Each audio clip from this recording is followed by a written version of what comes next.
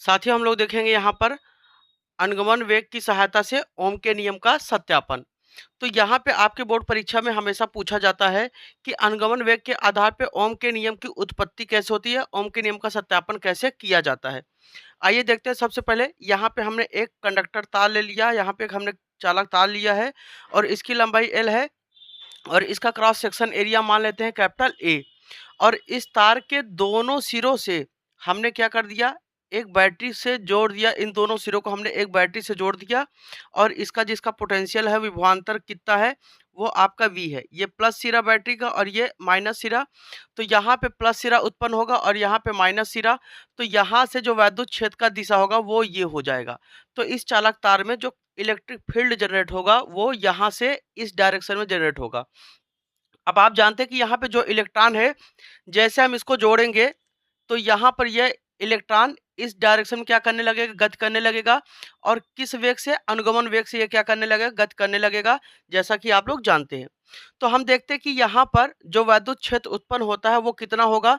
तो वैद्युत क्षेत्र E बराबर V/L, क्योंकि यहाँ पोटेंशियल डिफरेंस V है और टोटल चालक तार की लंबाई कितना है L। तो यहाँ पे क्या हो जाएगा, E बराबर V/L।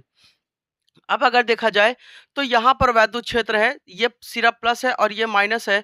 इलेक्ट्रॉन पर ऋणात्मक आवेश होता तो ये प्लस क्या करेगा, इलेक्ट्रॉन को अपनी ओर खींचेगा और इधर बल लगेगा। तो इस वैद्युत क्षेत्र के कारण इलेक्ट्रॉन पर जो लगने वाला बल है वो क्या होगा, F बराबर Q इंटू ई। अब आप जानते हैं बच्चों, जो इलेक्ट्रॉन पर आवेश होता है वो स्मॉल ई होता है। तो यहाँ Q का मान क्या हो गया, स्मॉल ई। तो F बराबर small E into capital E, ये आपका समीकरण नंबर 2 हो गया। अब यहाँ देखिए F बराबर आपका small E into capital E हो गया। आप जानते हैं F बराबर क्या होता है, M इंटू ए, और यहाँ बराबर small E into capital E. अगर ए का मान लें तो स्मॉल ई और कैपिटल ई अपान क्या हो जाएगा, M। अब देखते हैं, आप जानते हैं ये क्या होता है, गति का समीकरण। जब इलेक्ट्रॉन पर यहाँ पे पोटेंशियल डिफरेंस नहीं दिया गया था तब इनका वेग क्या था, u1 था, जो कि तापीय वेग कहलाता है। और जैसे यहाँ पर पोटेंशियल डिफरेंस दे दिया गया तो इन पर एक बल लगने लगा, उस बल के कारण क्या उत्पन्न होगा, त्वरण उत्पन्न होगा। तो जैसे त्वरण आएगा यहाँ पर इसका वेग क्या हो जाएगा, बदल जाएगा।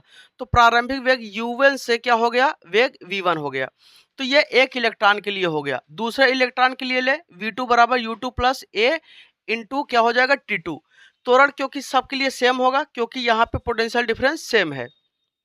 ऐसे अगर हम देखा जाए तो यहाँ पे n इलेक्ट्रॉन है तो सबके लिए क्या होगा, ऐसे अगले के लिए क्या हो जाएगा, V3 बराबर U3 प्लस ए T3 हो जाएगा। ऐसे चौथे इलेक्ट्रॉन के लिए क्या होगा, V4 बराबर U4 प्लस ए T4 हो जाएगा। ऐसे देखा जाए तो nवें इलेक्ट्रॉन के लिए Vn बराबर UN प्लस ए Tn हो जाएगा। अब यहाँ पर देखते हैं कि अगर हम इसको जोड़ते हैं टोटल, तो लेफ्ट साइड को जोड़ते हैं तो V1 plus V2 plus Vn, ऐसे कहाँ तक, n टाइम तक हमने क्या कर दिया, जोड़ दिया। ऐसे इस साइड का जोड़ेंगे तो हम ये केवल u वाला पोर्शन जोड़ते हैं तो u1 plus U2 plus U3, ऐसे कहाँ जाएगा, UN तक।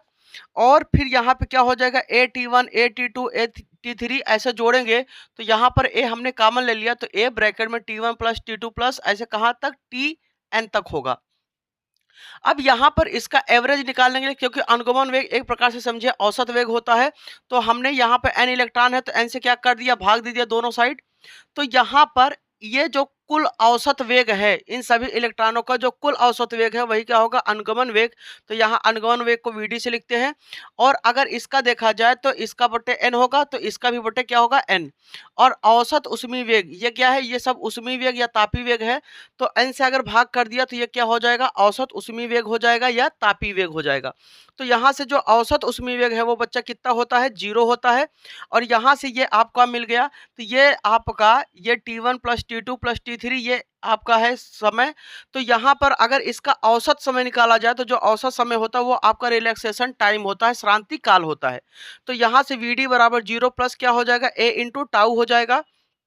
अब a का मान हमारे पास यहाँ पे उपलब्ध है और इस वैल्यू को यहाँ पे हमने a की जगह पे पुट किया तो E कैपिटल E अपान स्मॉल m इंटू क्या हो जाएगा, टाउ। और E बराबर हम लोग जानते हैं क्या, V बटे L। तो यहाँ पे जब E का मान हमने पुट किया तो E into V upon E into V into tau upon m into L हो गया। अगर बच्चा देखा जाए तो ये जो आपका रिलेशन निकल गया है, यही अनुगमन वेग तथा विभवांतर में संबंध होता है। अगर आपका ये पूछ लिया जाए कि अनुगमन वेग तथा विभवांतर में क्या संबंध होता है, तो आप क्या करेंगे, यहीं तक डेरिवेशन को करके छोड़ देंगे। ठीक है ना? अगर आपका क्या कहते हैं अनुगमन वेग की सहायता से ओम के नियम के सत्यापन की बात किया जाएगा, तो आप इसके आगे भी जो स्टेप लिया जाएगा, उसको भी हम लोग देखेंगे। तो बच्चों अब हम लोग देखते हैं कि अनुगमन वेग बराबर क्या होता है, वीडी बराबर आई अपान एन ई ए, क्योंकि आपने पढ़ा है क्या, आई बराबर N E A V D, आपने ये चीज़ पढ़ा है। तो जब वी डी बराबर आप लेंगे तो आई बटे क्या हो जाएगा, एन ई ए हो जाएगा। तो यहाँ से ये वैल्यू आपका मिल गया। अब आप इस समीकरण को देखिए और इस वाले समीकरण को देखिए, क्या दोनों का लेफ्ट हैंड साइड क्या है, इक्वल है। अगर लेफ्ट हैंड साइड इक्वल है तो राइट हैंड साइड भी क्या होना चाहिए, इक्वल होना चाहिए। तो हम लिख सकते हैं आई बटे एन ई ए बराबर ई वी टाउ अपान एम इंटू एल। हम क्या करते हैं, हमें ओम का नियम लाना है। तो देखिए यहाँ पे आई है, वी क्या है, विभवांतर है। वी को इधर आप लाइए। अगर आई बटे यहाँ वी हो गया तो इसको हम कहाँ भेजेंगे, इधर। जब ये इधर जाएगा तो ये तो आपका एन हो गया और ई इसके साथ जाएगा तो क्या हो जाएगा, ई स्क्वायर, और यहाँ से ए जाएगा ए, और यहाँ टाउ था टाउ ही है, और ये आपका एम इंटू एल बटे में हो जाएगा। अब यहाँ से इसको पलट देते हैं तो ये क्या हो जाएगा, वी बटे आई बराबर एम एल अपान एन ई स्क्वायर ए इंटू टाउ। जरा देखिए यहाँ पे एम क्या है, मास ऑफ इलेक्ट्रॉन, ठीक है, ये आपका बदलेगा नहीं। एल क्या है, चालक की लंबाई, ये भी कांस्टेंट है, बदलेगा नहीं। एन क्या है, एकांक आयतन में उपस्थित इलेक्ट्रॉनों की, मुक्त इलेक्ट्रॉनों की संख्या, ये भी नहीं बदलेगा। ई क्या है, इलेक्ट्रॉन पर आवेश। ए क्या है, जो चालक तार है उसका क्रॉस सेक्शन एरिया, अनुप्रस्थ काट का क्षेत्रफल। और यहाँ पे टाउ क्या है, रिलैक्सेशन टाइम। तो ओवरऑल ये जो वैल्यू है वो है क्या है, कांस्टेंट है।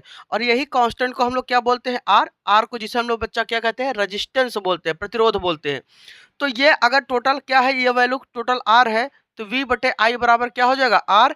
और आर क्या है, कांस्टेंट। तो यह आप जानते हैं v बटे आई का जो मान होता है वो आर के बराबर होता है, या एक नियतांक होता है। और यही बच्चा क्या होता है, ओम का नियम। तो इतना ही आपको क्या करना है, डेरिवेशन करना है। अगर यहाँ से आर का मान देखें तो आर, इसी को हमने क्या माना है, आर माना, तो आर बराबर एम एल अपान एन ई स्क्वायर ए इंटू क्या हो जाएगा, टाउ हो जाएगा।